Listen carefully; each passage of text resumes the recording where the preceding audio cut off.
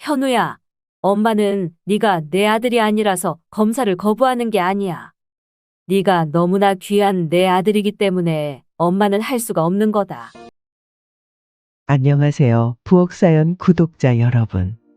저는 60대 중반의 박미숙입니다. 부산에 살고 있어요. 얼마 전 큰 수술을 받고 건강을 회복하고 있는 중입니다.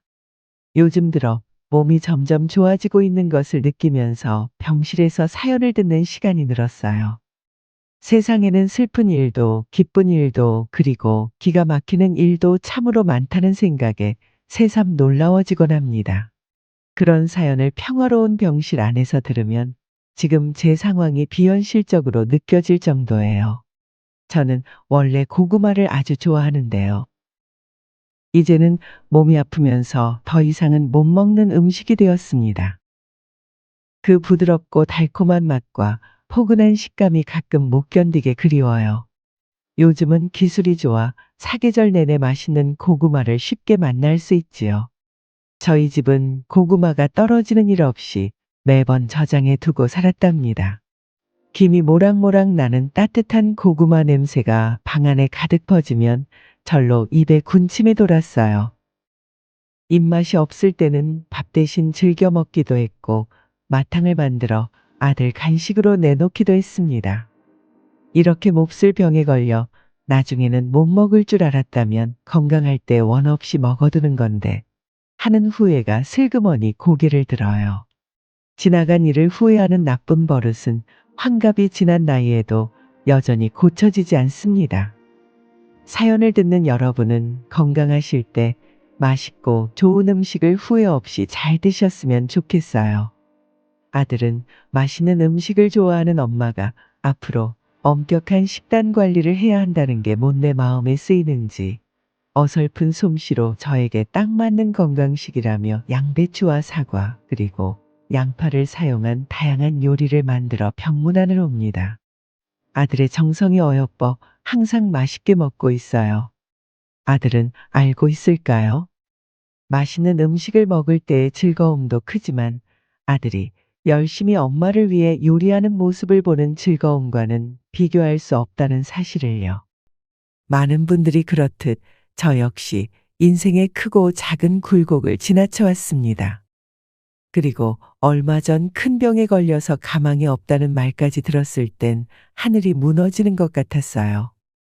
하지만 이 일을 계기로 아들과 한층 가까워질 줄은 꿈에도 몰랐습니다. 우리 아들 현우는 제게 닥친 고난을 이기지 못하고 쓰러질 때마다 절 옆에서 든든하게 붙들어준 천사 같은 아이예요. 오늘 제 아들이 어떻게 제 인생에 굴러들어오게 되었는지 그 사연을 여러분에게 풀어보고자 합니다. 살다 보면 도저히 견딜 수 없을 것 같은 힘든 순간을 맞닥뜨리게 되지만 그 순간에 눈이 부시도록 찬란한 축복도 숨어 있다는 사실을 많은 분들에게 전해드리고 싶어요. 오늘 제 이야기를 들어보시고 세상을 살아가는데 힘이 되는 따뜻한 말들을 많이 나눴으면 좋겠습니다. 그리고 힘든 병과 싸우고 있는 저와 아들에게 따뜻한 한마디도 남겨주세요. 사소하더라도 저희 모자에게는 커다란 힘이 될 거예요. 그럼 차근차근 제 이야기를 시작해 보도록 하겠습니다. 저는 오랫동안 홀로 아들을 키웠습니다. 남편은 이미 이 세상에 없거든요. 옛날에는 그 사람을 정말 많이 원망하기도 했지만 훌쩍 자란 아들을 볼 때면 남편에게 감사한 마음도 듭니다. 이렇게 귀한 아이를 저에게 주었으니까요. 남편은 제가 20대 초반에 부산에 있는 작은 중소기업에서 격리로 일할 때 만났습니다. 저희 회사는 작은 전자 부품들을 유통하는 회사였어요. 아주 작은 회사라 격리라고 하더라도 필요하면 직접 거래처에 심부름 가는 일도 종종 있었습니다. 그렇게 전자 상가를 다니다가 우연히 그 상가에서 일하고 있던 저희 남편과 만나게 되었어요. 처음에는 그저 스치듯 몇 번 봤었는데 나중에는 조심스럽게 저에게 차 한 잔 마시자고 말을 걸어왔습니다. 본인 이름은 이재호라고 소개하면서 말이죠. 첫 만남에서 그는 긴장한 모습으로 눈도 잘 못 마주치더군요. 그 모습에 큰 호감이 가진 않았어요. 우리는 차를 마시며 짧게 이야기를 나눴는데 저는 집에 급히 가야 한다는 핑계를 대며 자리를 뜨려고 했습니다. 그런데 그때 재호 씨는 괜찮다고 했음에도 끝까지 저를 집에 데려다 주겠다고 했어요. 처음 만남에서 약간 부담스러웠지만 그 제안을 거절하기 어려웠습니다. 그래서 결국 그의 차를 타고 집에 돌아왔죠. 하지만 처음에는 별 감정이 느껴지지 않았기 때문에 그 뒤로 몇 번 더 마주쳐도 시큰둥했습니다. 그래서 그런지 재호 씨는 제 마음을 눈치채고 적극적으로 다음 약속을 잡으려 했습니다.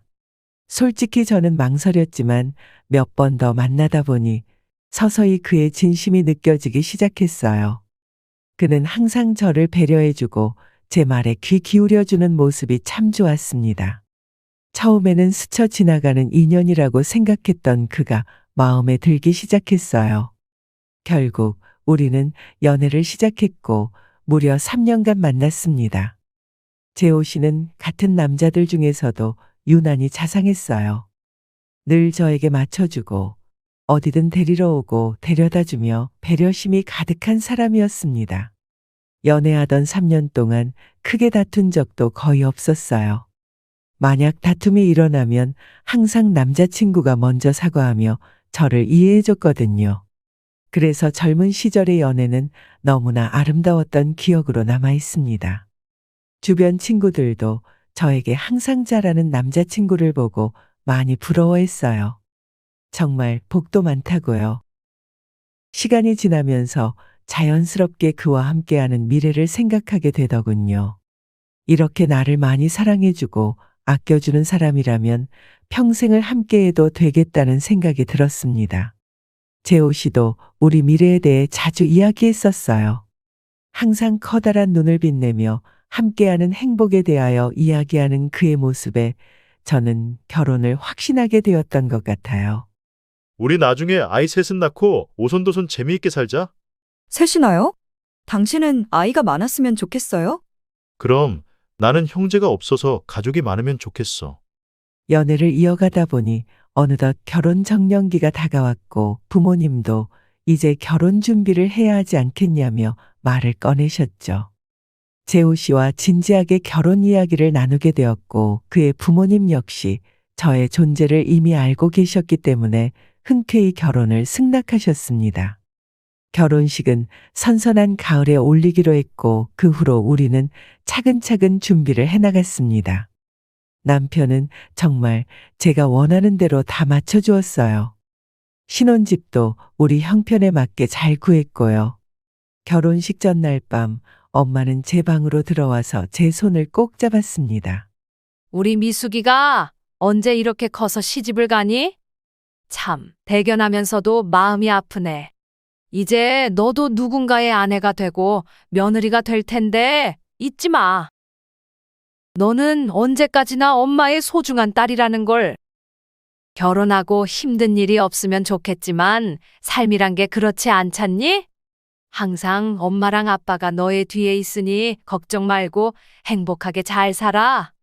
그렇게 말하는 엄마의 눈은 어느새 눈물로 촉촉하게 젖어 있었습니다. 저도 눈물이 저절로 흘러내렸어요. 엄마의 말처럼 힘든 시기가 오면 언제든지 부모님께 의지할 수 있다는 걸 알지만 그때는 남편과의 결혼 생활이 행복으로 가득할 거라고 자신했습니다. 연애하는 동안 남편은 저를 한 번도 실망시킨 적이 없었거든요. 앞으로 걱정하실 일 없이 행복하게 잘 살겠다고 자신만만하게 다짐했어요. 아직은 많이 어렸던 저희, 세상 물정 몰랐던 다짐이었죠. 신혼까지만 해도 앞으로 벌어질 일들은 감히 상상도 하지 못한 채 마냥 행복한 시간을 보냈습니다. 사랑하는 남편과 함께하는 매일이 그 자체로 행복이었어요. 결혼 후 2년이 지나면서 우리는 아이를 가지기로 계획했습니다. 남편과 저는 마음만 먹으면 금방 아기가 생길 줄 알았죠. 그런데 생각처럼 그렇게 쉽게 임신이 되진 않았어요. 매번 임신 테스트기를 사용할 때마다 두근거리는 마음으로 결과를 기다렸지만 결과는 늘 실망스러웠습니다. 임신이 실패했다는 표시가 뜰 때마다 저는 마음이 무거워졌죠. 여보, 이번에도 아닌가 봐. 우리 아직 젊은 나이잖아? 너무 조급해하지 말자. 천천히 하면 돼. 언젠간 좋은 소식이 있을 거야. 제가 한숨을 쉬며 아쉬운 표현을 하면 남편은 언제나 따뜻한 눈빛으로 저를 안아주곤 했습니다. 그렇게 저를 감싸주고 위로해주는 모습을 보면서 이 사람이 정말 내 사람이라는 걸 다시 한번 느끼곤 했죠. 어느 날 저녁 남편과 함께 저녁을 먹으며 대화를 나누던 중 그가 말을 꺼냈어요. 여보, 우리 조금 더 신혼을 즐기는 건 어때? 나도 요즘 작업해야 하는 일도 많고, 당신도 지금 회사 일로 스트레스를 받고 있잖아? 집에서까지 임신 때문에 스트레스 받을 필요는 없지. 좀 더 여유를 가지고 편안하게 지내면서 아이는 천천히 생각해보자. 맞아요. 나도 임신 생각에 너무 조급해했던 것 같아. 우리 건강하게 지내면서 서로 더 많이 챙겨요. 저는 그 말에 고개를 끄덕이며 대답했습니다. 그 후로 우리는 아이에 대한 부담을 잠시 내려놓고 더 많은 시간을 함께 보내기로 했어요. 주말마다 짧은 여행을 다니며 추억을 쌓았고 일상 속에서도 작은 행복을 찾으려 노력했지요. 그렇게 우리는 알콩달콩한 신혼을 이어가던 어느 날, 남편이 오랫동안 마음속에 가지고 있던 고민을 털어놨습니다. 여보, 나 요즘 생각이 많아. 얼마 전 큰 조선소에서 일자리 제안이 들어왔거든. 이제 결혼도 했고 나중에 아이도 가질 테니까 더 안정적인 직장이 필요할 것 같아. 남편은 전기기술자였는데 얼마 전 아는 지인을 통해서 조선소 취업을 제안받았다고 하더군요. 우리나라에서 손꼽히는 큰 회사라 들어가면 연봉도 지금보다 훨씬 많이 받을 거고 정년도 안정적으로 보장된다고 했습니다. 사실 엄청난 기회였어요. 남편의 소식에 저는 뛸 듯이 기뻐하며 남편을 축하해 주었습니다. 세상에. 여보, 그거 너무 잘된 일 아니야? 정말 축하해. 그럼 그쪽으로 바로 옮기면 되지. 왜 생각이 많아? 왜냐하면 내가 일할 조선소가 부산에 있는 게 아니라 거제도에 있거든. 부산에서 출퇴근을 하기에는 너무 오래 걸려서 주말에만 집으로 올 수 있을 것 같아. 지금이야 새로운 도로도 많이 생기고 거제도와 부산 사이에 큰 다리도 생겨 왔다 갔다 하기 편해졌지만 그때만 해도 부산에서 거제도까지 이동하려면 2시간이 넘게 걸렸습니다. 남편의 말에 저도 잠시 망설여졌어요. 남편과 함께 있는 시간이 너무 좋았거든요. 하지만 앞으로 미래를 위해서라도 남편을 격려해줘야 했습니다. 좋은 기회인데 당연히 잡아야지. 자주 못 보는 게 걱정이라면 너무 걱정 말아요. 내가 자주 찾아갈게요. 조금 힘들어도 이 회사에서 자리만 잘 잡으면 앞으로 우리 가족 먹고 사는데 문제 없을 거야. 여보, 고마워. 남편이 저와 떨어져 지내면 집안일을 챙겨줄 사람이 없어 힘들어할까봐 걱정이 많았어요. 그래서 몸에 좋은 음식을 챙겨 보내기도 하고 남편이 좋아하는 반찬도 자주 보내줬습니다. 남편은 일이 많아 힘들어하면서도 늘 저에게 고맙다고 따뜻하게 말해주곤 했죠. 그 말을 들을 때마다 안쓰럽기도 하고 쓸쓸하기도 했습니다. 주말에라도 꼬박꼬박 만나려고 했지만 막상 일을 시작하고 보니 그마저도 쉽지 않았어요.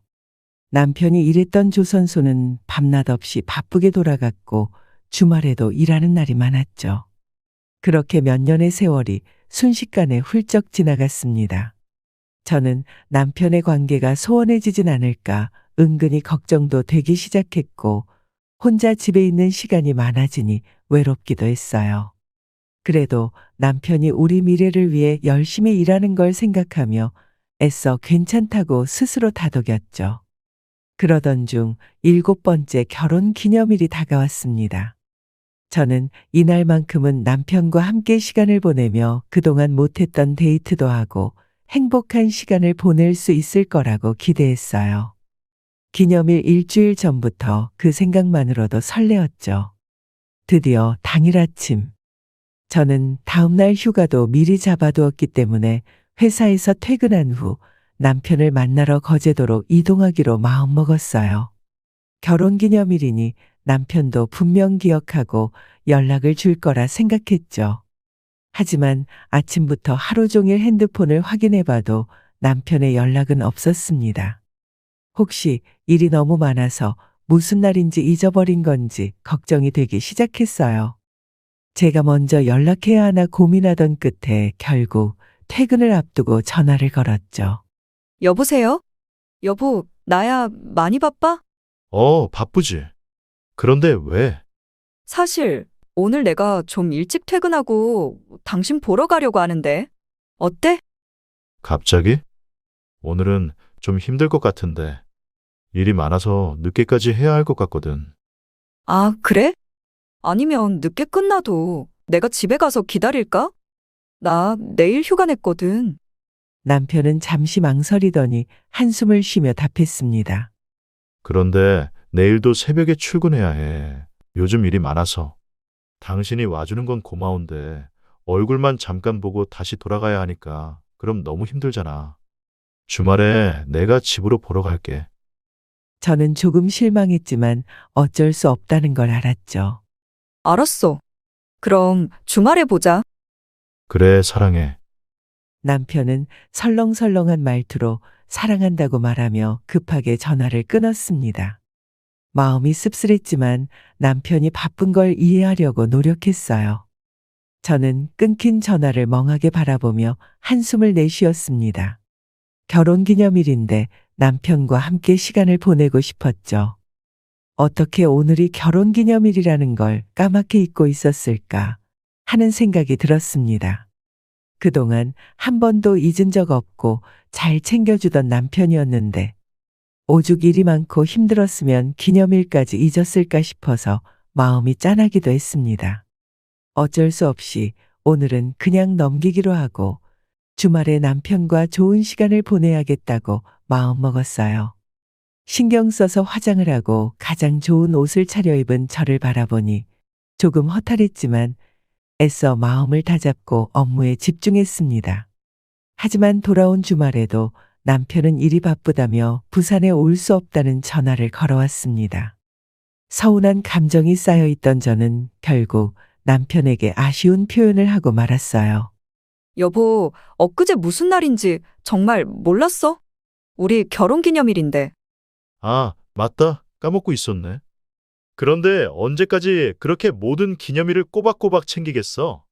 지금 서로 바쁠 때인데 좀 이해해주자. 난 그냥 대단한 걸 하자는 건 아니야. 특별한 날이니까 얼굴 보고 같이 있고 싶었어. 우리 못 본지 오래되었잖아. 알지. 그런데 꼭 지금 그렇게 해야겠어? 나 요즘 일이 얼마나 많은지 당신 잘 알잖아? 왜 이해를 못 해줘?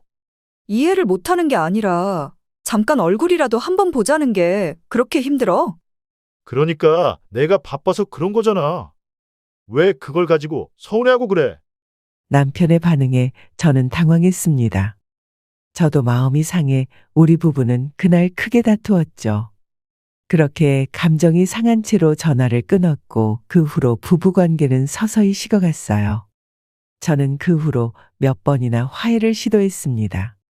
따뜻한 문자 메시지를 남기고 남편이 좋아하는 음식도 정성껏 포장하여 택배로 보냈지만 남편은 좀처럼 딱딱하게 굳은 마음을 풀지 않았지요. 그저 피곤하다며 전화를 피하기 바빴습니다. 그럴 때면 저는 연애 시절의 남편이 떠올랐어요. 그때와 지금의 남편은 모든 것이 다르게 느껴졌습니다. 연애 시절 그는 정말 따뜻하고 부드러운 남자였고 제가 말하지 않아도 먼저 마음을 알아주던 사람이었죠. 그런데 결혼 후, 특히 남편이 직장을 옮긴 후로 우리는 점점 멀어져 갔습니다. 주말 부부 생활이 시작되면서부터 남편은 점점 더 바빠지고 우리는 서로 소원해졌어요. 시간이 흐른 후 지난 다툼은 자연스럽게 화해했지만 남편과의 관계는 갈수록 더 멀어져 갔습니다. 예전과 모든 행동이 달라진 지금의 남편은 저에게 너무 낯선 존재였지요. 사태의 심각성이 강하게 느껴졌고 아무래도 너무 오래 떨어져 지냈던 것이 문제라고 생각했어요. 그래서 저는 거제도로 이사갈 방법을 궁리했습니다. 떨어져 지낸 지 벌써 4년이 다 되어가니 이제는 집을 합칠 때도 되었다고 생각했죠. 여보, 내가 거제도로 이사 가는 건 어때? 이렇게 떨어져 지내는 게 더 이상은 힘들어서 그래. 같이 살면 더 좋지 않겠어? 아니야, 굳이 이사 올 필요 없어. 나는 여기서 지내는 게 괜찮은데 아마 당신이 오면 많이 불편할 거야. 알다시피 완전 깡촌이거든. 당신도 지금 회사 잘 다니고 있는데 이제 와서 그만두면 너무 아깝잖아. 그냥 지금처럼 있는 게 나아. 그 말에 저는 더 이상 아무 말도 하지 못했습니다. 점점 더 서운함이 쌓여갔어요. 남편은 왜 이렇게까지 무관심한 걸까? 우리 결혼이 왜 이렇게 변해버린 걸까? 서러움과 외로움이 밀려들었습니다. 매일 집에 돌아와서 혼자 저녁을 먹었어요. 남편과 통화한 날 마음이 심란해서 평소보다 일찍 잠자리에 누웠죠. 깊은 잠에 빠져 있을 때 전화 벨소리가 요란하게 울렸습니다. 잠결에 누구지 싶다가도 그 벨소리가 왠지 모르게 불길한 느낌을 주더군요. 발신자를 확인하니 모르는 번호였어요. 잠시 고민하다가 전화를 받았죠. 여보세요? 이재호 씨를 아시나요? 이재호 씨의 가족이신가요? 네, 제가 아내인데요. 누구시죠? 여기 부산에 있는 병원 응급실입니다. 남편분께서 교통사고를 당하셔서 지금 병원에 계세요. 상태가 좋지 않아요. 되도록 빨리 와주셔야 할 것 같아요. 순간 온몸이 얼어붙은 것 같았어요. 병원이라니, 교통사고라니. 저는 아무런 생각도 나지 않은 채 그저 눈앞이 캄캄해졌습니다. 상태가 많이 안 좋으세요. 빨리 와주셔야 할 것 같습니다. 병원 주소 지금 알려드릴게요. 남편은 거제도에 있는데 왜 부산 병원에 있는 건지, 뭔가 잘못 연락이 온 건 아닐까. 모든 게 혼란스러웠고 도대체 무슨 일이 일어난 건지 이해가 되지 않았지요.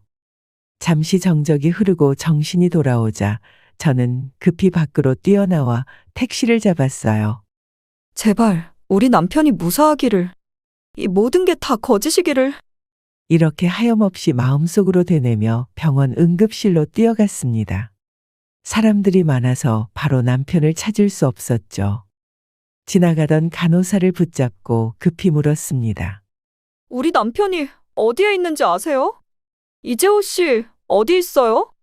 간호사는 남편의 이름을 확인하더니 표정이 어두워지며 저를 조심스럽게 안내했습니다. 커튼이 쳐진 침대로 데려가더군요. 커튼이 걷히자 남편으로 보이는 사람이 누워 있었습니다. 그러나 흰 천이 그의 머리끝까지 덮여 있었어요. 떨리는 손으로 천을 내리자 남편은 두 눈을 감고 싸늘하게 누워 있었습니다. 저는 그에게 다가가 몸을 잡고 흔들어 깨웠지만 꿈쩍도 하지 않았어요. 그의 차가운 얼굴을 보며 믿을 수 없는 현실의 눈물이 계속 흘렀습니다. 여보, 이게 무슨 일이야? 나왔어. 제발 눈 좀 떠봐. 그때 간호사가 조심스럽게 다가와 말했습니다. 저 교통사고 당시에 남편분 옆에 한 여성분이 타고 계셨는데 확인을 해주실 수 있을까요? 그 말을 듣고 저는 깜짝 놀랐습니다. 남편 옆에 여자가 있었다니. 거제도에 있다던 사람이 부산에 있는 것도 이상했는데 도대체 무슨 일이 벌어졌던 걸까요?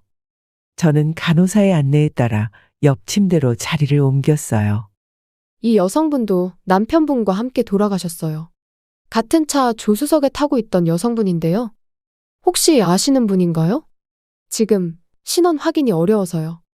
간호사는 하얀색 천을 걷어내었고 저는 낯선 여자의 얼굴을 마주했습니다.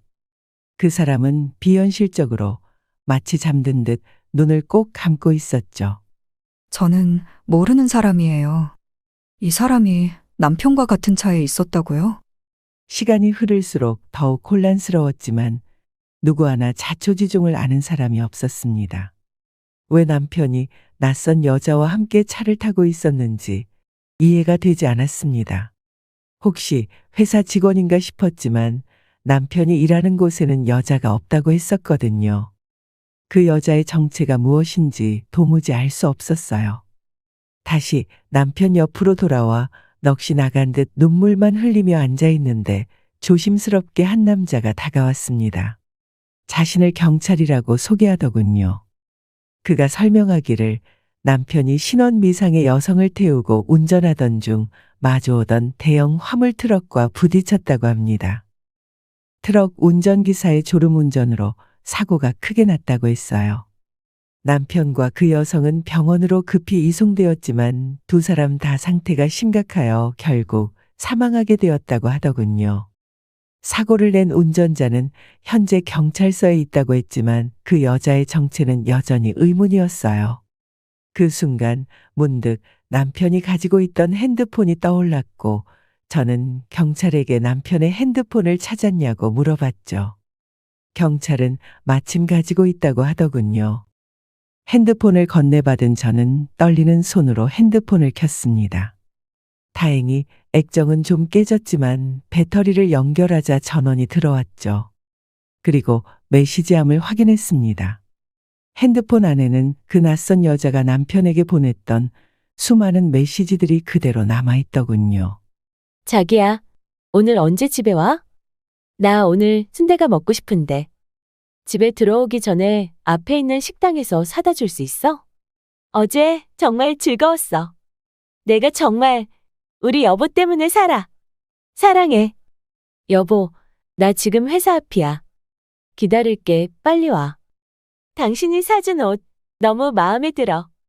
고마워. 사랑해. 저는 더 이상 메시지를 읽지 못하고 급하게 핸드폰을 닫았습니다. 마치 저와 남편이 예전에 주고받았던 대화를 보는 것 같았어요. 그리고 그 여자는 남편을 여보라고 부르고 있었죠. 분명 내 남편이 맞는데 왜 이 여자는 본인이 아내인 듯 행동하고 있는 걸까요? 분노와 배신감에 휩싸여 손까지 부들부들 떨렸습니다. 이럴 리가 없어. 이건 분명 오해일 거야. 애써 부정하려 했지만 핸드폰에 있는 사진첩을 열어봤을 때 저는 절망하고 말았어요. 사진첩에서 함께 얼굴을 맞대고 환하게 웃고 있는 그들의 모습은 서로 어떤 관계인지 너무나도 확실해 보였거든요. 그러다 문득 남편의 손을 보게 되었어요.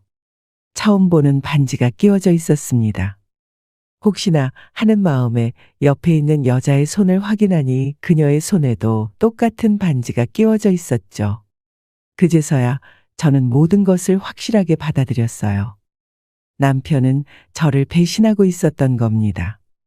참을 수 없는 슬픔과 충격으로 그 자리에서 까무러치고 말았습니다. 눈을 떠보니 제 옆에 엄마가 눈물을 흘리며 제 손을 꼭 잡고 있었죠. 아빠는 옆에서 조용히 바라보고 계셨어요. 두 분은 사고 소식을 듣고 급하게 오신 듯 했습니다. 제가 정신을 차리자 엄마는 제 손을 꼭 잡고 조심스럽게 물었어요. 미수가 괜찮아? 엄마, 나 어떡해. 저는 잠시 이 모든 것이 꿈이었으면 좋겠다고 생각했습니다. 그러나 현실은 너무나도 냉정했어요. 다시 남편의 얼굴을 떠올리며 저는 눈물을 흘렸습니다. 감당할 수 없는 슬픔에 엄마에게 모든 사실을 털어놓았어요. 엄마는 그런 저를 안고 한참을 같이 울어주셨습니다. 하지만 마냥 슬픔에 빠져 있을 수만은 없었어요. 남편의 아내로서 그를 마지막으로 잘 보내줘야 했어요. 연락을 받고 뒤늦게 도착하신 시부모님 역시 오열하셨고 제 얼굴을 제대로 바라보지 못하셨지요. 시부모님은 저에게 괜찮다고 하셨지만 저는 장례식까지 함께 하겠다고 했습니다. 어쨌든 제 남편이었고 시부모님은 두 분 모두 고령으로 저 없이 장례를 치르시긴 무리였어요. 모든 준비는 차분하게 진행되었습니다. 장례식은 남편이 이송된 병원에서 치르기로 했어요. 남편의 장례식이 시작되고 저는 남편의 영정사진을 바라보며 멍하게 앉아 있었습니다. 이상하게 그땐 눈물이 나오진 않더군요. 지금 생각해보면 장례식 내내 큰 충격에서 헤어나오지 못하고 있었던 것 같습니다. 하지만 인생의 고난은 거기서 끝나지 않았어요. 더 큰 사건이 저를 기다리고 있었습니다. 장례 2일차에 뒤에서 친정엄마의 목소리가 들렸어요. 누구세요? 고개를 돌려보니 한 아주머니가 어린 아기를 안고 서 계셨습니다. 친정엄마보다도 어린 분 같았어요. 제가 자리에서 힘겹게 일어나 누구신지 물어보자 그분은 믿기 어려운 말을 했습니다. 남편분과 같이 차 타고 가다 사고 난 여자 있지요? 그게 제 딸이에요.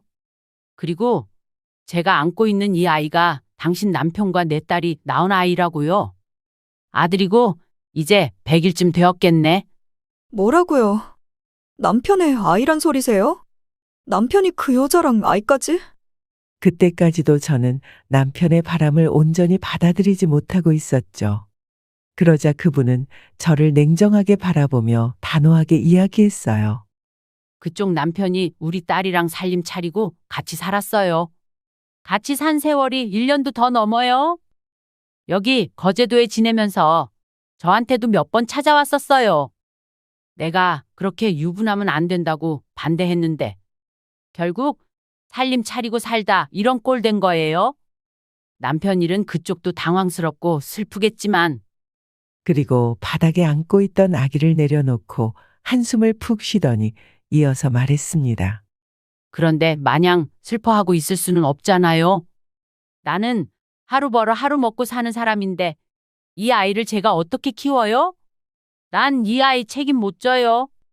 당신 남편의 아들이니까 그쪽이 알아서 해요.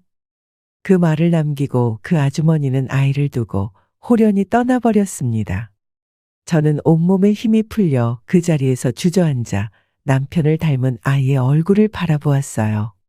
남편의 죽음과 내연녀의 존재도 충격적인데 이제는 남편의 아이까지 있다니요.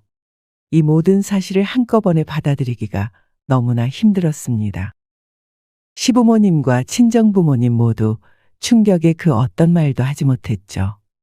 혼자서 바닥에 누워있던 아이는 잠시 뒤 울음을 터뜨리더군요. 저는 무심코 아이를 안아들었습니다. 그리고 장례식이 끝날 때까지 내내 남편을 똑 닮은 아이를 돌보았어요. 엄마는 그런 저를 보며 걱정스러운 표정으로 물으셨습니다. 미수가 이 아이를 어떻게 할 거니? 저는 아무 말도 할 수 없었어요. 그저 아이를 보며 멍하니 앉아 있을 뿐이었죠. 엄마는 한숨을 쉬며 말씀하셨습니다. 장례가 끝나면 이 아이는 보육원에 데려다 주자. 네가 이 아이를 키울 수는 없잖니. 저는 별다른 말을 하지 못했습니다. 모든 것이 너무 갑작스럽고 혼란스러워서 어떻게 해야 할지 생각조차 할 수 없었어요. 그저 멍하니 앉아 있을 뿐이었습니다. 하지만 마음 한구석에서 미묘하게 이 아이의 처지와 저희 처지가 비슷하다는 생각이 슬그머니 드는 거예요. 엄마에게 털어놓지는 못했지만 똑같이 버림받은 존재라는 사실이 묘하게 동질감으로 느껴졌죠. 엄마는 그런 저를 걱정스러운 표정으로 바라보며 한숨을 푹 쉬고 거듭 이야기했습니다. 이 아이를 보육원에 보내야 해. 절대로 네가 키울 순 없어. 엄마 봐서라도 그렇게 해. 그렇게 말씀하실 때마다 저는 아무 대꾸도 없이 그저 아이를 안고만 있었어요. 장례가 끝난 후 아이를 안고 병원을 나왔습니다. 엄마는 절대 아이를 집으로 들일 수 없다는 듯 단호하게 말했습니다. 미수가 지금 보육원에 가자. 저는 말없이 아이를 안고 부모님의 차에 탔어요. 보육원으로 가는 길에 아이는 저를 바라보며 방긋 웃었습니다. 그 모습이 참 예뻐서 저도 모르게 아이의 얼굴에 손을 댔습니다. 그러자 보드랍고 말캉한 뺨이 느껴졌고 아이는 작은 손을 들어 제 손가락을 꼭 잡으며 계속 웃었죠. 1시간 넘게 달려 차는 보육원에 도착했습니다. 도착하자마자 엄마는 재촉했어요. 미수가 내려. 어서 안으로 들어가자. 하지만 저는 쉽게 내릴 수 없었습니다. 아이와 보낸 시간은 겨우 며칠이었지만 저는 눈을 마주칠 때마다 방긋 웃는 이 아이가 너무 예뻤어요.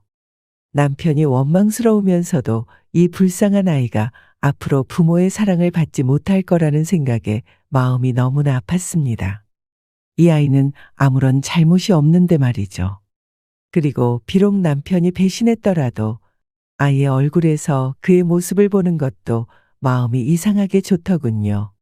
저는 고민 끝에 결심을 굳혔습니다. 이 아이는 제가 키울 거예요. 그게 무슨 소리냐? 네가 이 아이를 어떻게 키우려고 그래?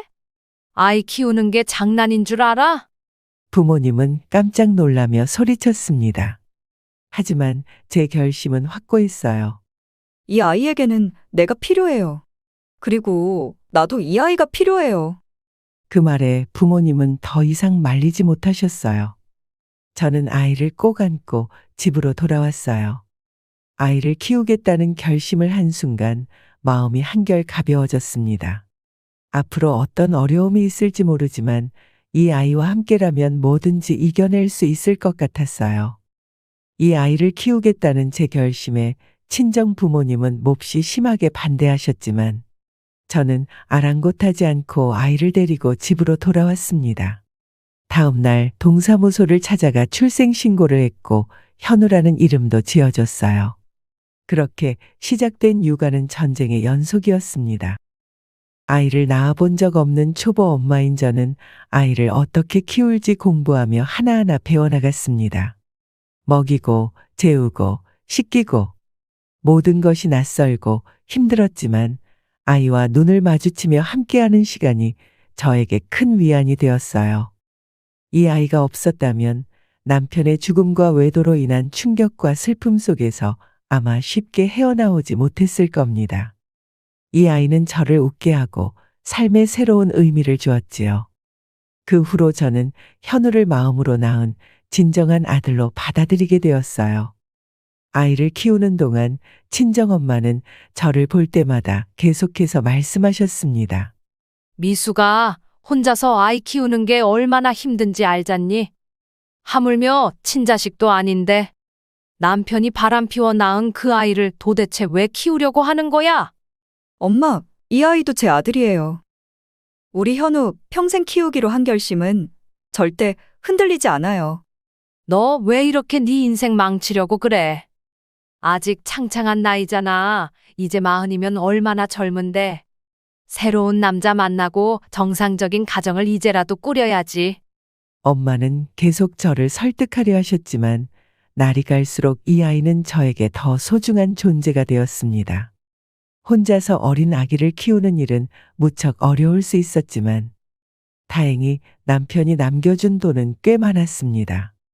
남편의 사망보험금과 사고 차량 운전자의 합의금 덕분에 당장 아이를 키우는데 큰 경제적인 어려움은 없었어요. 그래도 나중을 생각해서 조금이라도 더 돈을 모아놓자는 마음에 현우가 어린이집에 들어가면서 저는 다시 일을 시작했습니다. 예전에 일했던 경력을 살려 다시 격리로 일자리를 얻었어요. 이번에는 아들을 위해 오랫동안 안정적으로 일할 수 있는 아파트 격리직으로 취직했습니다. 그 후 환갑으로 은퇴할 때까지 꾸준히 그 일을 해왔어요. 우리 아들 현우도 하루가 다르게 쑥쑥 자랐습니다. 어느 순간부터 우리 아들은 애교도 많이 부리는 딸 같은 아들이 되었습니다. 엄마가 밖에서 일한다고 많이 신경 써주지도 못했는데 학창 시절에는 그 예민하다는 사춘기 한번 겪지 않고 공부도 전교에서 상위권에 들 만큼 잘했어요. 저는 이게 무슨 복인가 싶어 어안이 벙벙했습니다. 남들은 아들이 저에게 보살핌을 받았다고 생각할지 모르겠지만 저는 정반대라는 걸 알고 있었습니다. 너무나 훌륭한 이 아이가 제 곁에 있어준다는 것이 큰 축복처럼 느껴졌어요. 살면서 우리 현우를 받아들이기로 한 제 결심을 단 한 번도 후회한 적이 없었습니다. 아들이 아주 어릴 때 아마 유치원에 다닐 때쯤 한 번은 이렇게 물었어요. 엄마, 나는 왜 아빠가 없어? 아빠는 집으로 돌아오시던 중에 사고가 나서 하늘나라로 먼저 가셨어. 저는 잠시 망설이다 현우에게 솔직하게 이야기했습니다. 사실 어쩌다 그런 사고가 났는지 엄마는 잘 몰라. 그래서 마음이 아파. 그래도 한 가지 확실한 건 아빠가 하늘에서 우리를 지켜보고 있을 거라는 거야. 우리 현우가 이렇게 건강하고 착하게 자란 모습을 보면 무척 뿌듯해 하실 거야. 그 말을 들은 후로 아들은 더 이상 아빠에 대해 묻지 않았습니다. 어릴 때부터 참 총명한 아이였죠. 저도 아빠의 빈자리가 느껴지지 않도록 최고의 엄마가 되려고 노력했습니다. 그렇게 자란 아들은 어느새 어엿한 성인이 되었습니다. 아들의 초등학교 입학식이 엊그제 같았는데 이제는 늠름한 어른이 되어 있더군요. 현우는 성적이 우수해서 포항에 있는 명문대학으로 진학했습니다. 서울에 있는 학교에도 갈 수 있었지만 아직은 집에서 멀리 떠나고 싶지 않다며 그 학교를 고집했어요. 그리고 씩씩하게 군대까지 다녀왔습니다. 저는 항상 아들의 든든한 버팀목이 되어주고 싶었어요. 앞으로 세월 속에서 어떤 시련이 올지 모르지만 아들을 위해 언제나 그 자리에 있겠다고 다짐했습니다. 현우가 군대를 제대하고 나서는 저도 하던 일을 그만두고 간단한 소일거리와 살림을 하며 지냈습니다. 경제적으로 아주 풍족하진 않았지만 다행히 앞으로 충분히 지낼 수 있는 여유 자금이 있었어요. 그리고 현우가 학교를 졸업할 때까지 학비도 지원해 줄 수 있었지요. 어느 무더운 여름, 대학교 여름방학이 시작되었고 아들은 집으로 와서 지내고 있었습니다. 저는 평소처럼 아들과 함께 먹을 저녁을 준비하고 있었죠. 그런데 갑자기 머리가 심하게 어지러우며 구역질이 나기 시작했습니다. 온몸에 힘이 빠지고 숨을 쉬기 어려웠어요. 아들은 제가 비틀대는 모습을 보고 깜짝 놀라 저를 부축했죠. 그리고 잠시 누워서 쉬는데 옆구리가 당기고 아파오기 시작했습니다. 평소에도 조금씩 아프긴 했지만 그날은 정말 참을 수 없는 극심한 고통이 느껴졌어요. 결국 아들이 급하게 119를 불렀고 함께 근처에 있는 병원 응급실로 가 몇 가지 검사를 받았습니다. 그리고 검사 결과가 나오자 의사 선생님은 심각한 표정으로 백혈구 수치가 높다고 큰 병원에 가보셔야 한다고 이야기했습니다. 그 말을 듣는 순간 가슴이 철렁 내려앉았어요. 얼마 전 환갑을 넘겼으니 그래도 아직은 젊은 나이라고 생각했는데 의사의 소견을 받고 놀란 아들은 저를 데리고 급히 큰 병원으로 갔습니다. 여러 검사를 받고 나니 의사가 걱정스러운 표정으로 말했습니다. 박미숙 환자분, 지금 신장에 심각한 이상이 생겼습니다. 추가 검사가 필요해요. 그 말을 듣는 순간 마치 시간이 멈춘 것 같았어요. 가장 먼저 아들의 얼굴이 떠올랐습니다. 우리 아들을 위해서라도 어떻게든 이겨내야 한다고 다짐했지만 한편으로는 두려움이 밀려왔지요. 만성신부전증 3기입니다. 현재 상태가 매우 좋지 않아요. 원래 신부전증이 평소에는 전혀 증상이 없다가 상태가 심각해지고 나서야 이렇게 드러나죠. 힘드시더라도 투석을 해야 할 것 같습니다. 그리고 이식 수술을 되도록 빠르게 고려하셔야 해요. 그 말을 듣고 아들과 저는 충격에 빠졌습니다. 급히 병원에 입원하여 치료를 받았지만 오래 병을 키운 저는 빠르게 상태가 악화되기 시작했죠. 의사는 투석도 평생 할 수 있는 게 아니어서 언젠가는 꼭 이식 수술을 받아야 한다고 설명했습니다. 그리고 나서 조심스럽게 물어보더군요. 가족끼리는 신장이 맞을 확률이 높습니다. 아드님이 검사를 해보시는 건 어떠세요? 그 이야기를 들은 아들은 망설임 없이 대답했습니다. 엄마, 제가 검사할게요. 제 신장이 맞을 수도 있잖아요. 하지만 저는 펄쩍 뛰며 소리까지 질렀죠. 절대 안 돼요. 난 절대 우리 아들의 신장을 받을 수 없어요. 엄마가 돼서 어떻게 자식 신장을 떼갑니까? 다른 사람의 신장을 이식받든지 아니면 투석받다가 차라리 죽을래요. 그러자 의사는 차분하게 설명했어요. 다른 사람의 신장을 받기 위해서는 대기 순번이 한참 뒤일 수도 있습니다. 아주 오래 기다려야 할지도 몰라요. 그래도 상관없어요. 대기자 명단에 올려주세요. 아들은 제 말을 듣고 설득하려 했습니다. 엄마, 제발 고집 부리지 말고 검사만이라도 해보자고요. 알아봤는데 신장 공여자도 관리만 잘하면 아무 문제 없이 건강하게 살 수 있대. 요즘은 부작용이 거의 없다고요. 더 이상 아무것도 말하지 마.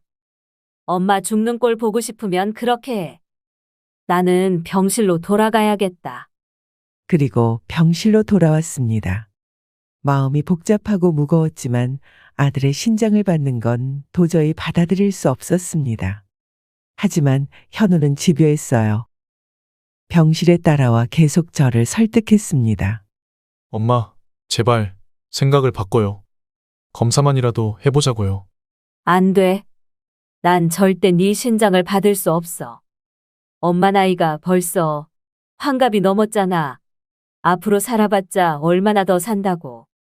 살 날이 창창한 네 신장을 그렇게 함부로 떼니? 말도 안 되는 소리야. 저는 고개를 저으며 단호하게 말했고 아들 얼굴은 쳐다보려고도 하지 않았습니다. 그러자 아들은 한참 동안 저를 물끄러미 바라보더니 조용히 말하더군요. 엄마, 설마 내가 친아들이 아니라서 그러는 거야? 그 말을 듣고 저는 귀를 의심했습니다. 뭐라고? 너 지금 뭐라고 했니? 엄마, 나 다 알아. 친아들 아닌 거. 혹시 내가 친아들이 아니니까 신장이 맞지 않을까봐 그러는 거야? 아들의 말에 너무 깜짝 놀란 저는 한동안 말을 잇지 못했어요. 몇 초간의 정적이 흐른 후 겨우 정신을 가다듬고 아들에게 물었습니다. 대체 언제부터 알고 있었던 거야? 중학교 때 알았어. 아들이 담담하게 대답했어요. 어떻게 알았니? 혹시 누가 널 찾아와서 말해준 거야? 아니야, 엄마. 그냥 어느 날 할머니랑 이야기하는 걸 우연히 들었어. 내가 엄마 친아들이 아니라는 건 이미 알고 있었어. 저는 그만 말문이 막혀버리고 말았어요. 언젠가 이런 일이 올 수도 있겠다고 생각했지만 될 수 있으면 평생 모르게 하고 싶었습니다. 제 머릿속은 새하얗게 텅 비어버리고 말았죠. 그럼 다 알고 있으면서 왜 말하지 않았니? 많이 놀라고 속상했을 텐데. 그냥 엄마가 나를 사랑해 준 것만으로 충분했어. 처음엔 나도 많이 힘들었지. 엄마가 내 엄마라는 사실만으로 버텼지 뭐. 나 엄마 좋아하잖아. 그 말을 들으니 가슴이 미어졌습니다. 저는 답답한 가슴을 치며 눈물을 펑펑 흘렸어요. 아들은 그동안 모든 것을 알고 있었으면서도 아무 말 없이 지냈던 겁니다. 그 사실이 저를 더욱 아프게 했습니다. 현우는 제 손을 꼭 잡고 이야기했어요. 누가 뭐라고 해도 엄마는 저한테 하나뿐인 소중한 엄마예요. 나도 엄마의 하나뿐인 아들이고 나를 버리지 않고 이렇게 사랑으로 키워주셨잖아요. 늘 말하고 싶었어요. 정말 고마워요. 나 포기하지 않고 키워줘서 좋은 엄마로 내 옆에 있어줘서 고마워요. 그러니까 우리 신장 검사해요.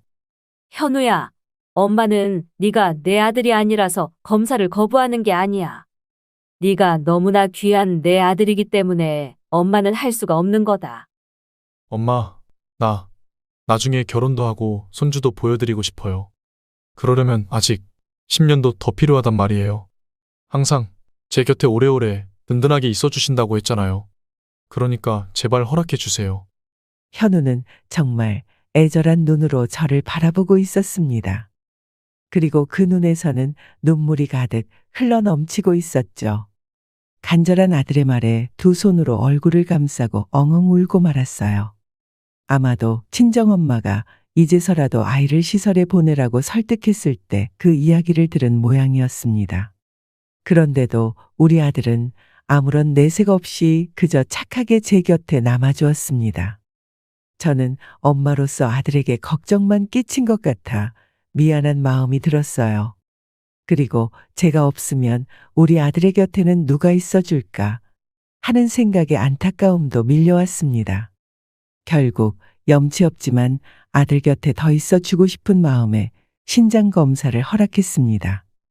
솔직히 친자식이 아니니 신장이 맞을 확률이 높지 않다고 생각했고 한편으로는 그러기를 바랬죠. 하지만 기적적으로 아들의 신장은 저에게 적합하다는 결과가 나왔습니다. 아들은 그 소식을 듣고 얼마나 기뻤는지 눈물까지 흘리며 말했죠. 엄마, 신장을 이식할 수 있어서 얼마나 다행인지 몰라요. 이제 건강해질 수 있어요. 현우는 수술 일정을 서둘러 잡아달라고 했고 저는 아들의 도움으로 건강한 신장을 이식받게 되었습니다. 수술은 무사히 끝났고 지금은 건강을 회복하고 있어요. 그 일이 있은 후 저희 부모님은 현우가 신장을 이식해 준 것을 알고 지난날 손주를 받아들이지 않았던 세월을 깊게 후회했습니다. 그동안 너를 너무 구박해서 정말 미안하구나. 염치 없지만 이 늙은이를 용서해 주렴. 그리고 정말 고맙구나. 정말 고마워. 이렇게 아들에게 말하며 연신 고마움을 표현했어요. 친아들이 아닌데도 이렇게 큰 희생을 망설임 없이 결정한 현우가 참으로 대견하시다는 말도 덧붙이셨습니다. 이번 일을 통해 우리 가족은 더욱 단단해졌어요. 이제는 아들이 좋은 사람 만나 장가가고 손자 손녀도 보고 행복하게 지낼 날을 기대하고 있습니다. 저는 새롭게 시작하는 마음으로 더 건강해지기 위해 오늘도 매일 노력하고 있어요. 여러분, 이렇게 제 사연은 끝이 났습니다. 여러 가지 일이 있었지만 이렇게 글로 쓰면서 돌아보니 제가 복을 많이 받았다는 생각이 절로 들어요. 앞으로 남은 인생도 후회 없이 잘 살기 위해 끝까지 노력하려고 합니다. 혹시 지금 어려운 시간을 보내고 계신 분이 있나요? 그렇다면 제 사연이 작은 희망이라도 전달할 수 있었으면 좋겠습니다. 저는 인생에서 가장 비참하고 슬픈 일을 당했을 때 동시에 가장 아름다운 선물도 받았거든요. 만약 감당할 수 없는 절망에 빠져 있다면 잠시 숨을 고르시고 언젠가 돌아보면 아무것도 아닌 일이 될 거야 하며 마음을 단단히 먹으시길 바라요. 이 사연을 쓴 저에게 그리고 이 이야기를 듣고 계시는 다른 많은 분들에게 나눠주실 인생의 지혜가 있다면 부디 그냥 지나치지 마시고 짧더라도 한마디 남겨주시길 부탁드립니다. 누군가에게는 큰 도움이 될 거예요. 그럼 지금까지 소중한 시간을 내어 제 이야기를 끝까지 들어주셔서 감사합니다. 모두 행복하세요. 오늘 사연 어떻게 들으셨나요? 이번 이야기가 구독자분들에게 따뜻한 위로가 되었으면 좋겠습니다. 느끼신 점이 있다면 댓글로 허심탄회하게 의견을 나눠주세요. 부엌 사연은 여러분의 구독과 좋아요 그리고 댓글로 유지됩니다. 앞으로 더 좋은 사연으로 찾아뵐 수 있도록 많은 도움을 부탁드려요. 감사합니다.